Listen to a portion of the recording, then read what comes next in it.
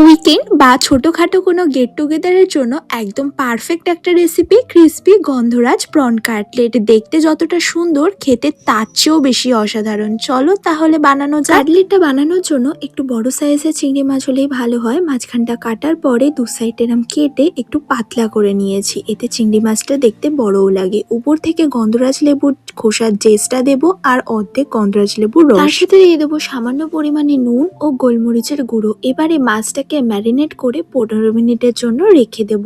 এতে না মাছের মধ্যে লেবুর ফ্লেভারটা খুব ভালোভাবে ঢুকে যায়। একটা কড়াইতে সামান্য পরিমাণে সাদা তেল গরম করে একটা পেঁয়াজকে কুচি করে দিয়েছি। ভালোভাবে একটু ভাজা হয়ে গেলে কাঁচা লঙ্কা কুচি, নুন, হলুদ, লঙ্কা, ধনে, জিরে সব মশলাগুলো দিয়ে দেবো।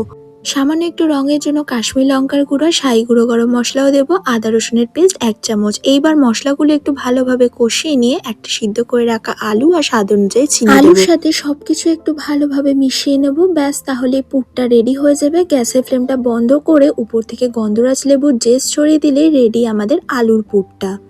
এইবার প্রথমে হাতে একটু অল্প আলুর পুর নিয়ে সমান করে উপর থেকে একটা চিংড়ি দেব, তার উপরে আবার আলুর পুর দিয়ে এইরকম বন্ধ করে দেব। সবগুলো কাটলেটের শেপ দিয়ে রেডি করে কাটলেটগুলো রেডি করব। তার জন্য প্রথমে ডিমের ডিপ করে বেড ক্রামসে কোট করব, আবারও ডিমের গোলায় ডিপ করে বেড ক্রামসে কোট করব। এইরকম ভাবে দুবার করলে রেডি হয়ে যাবে কাটলেটগুলো। আমি ডবল কোটিং করেছি, তোমরা চাইলে সিঙ্গেল কোটিংও করতে পারো।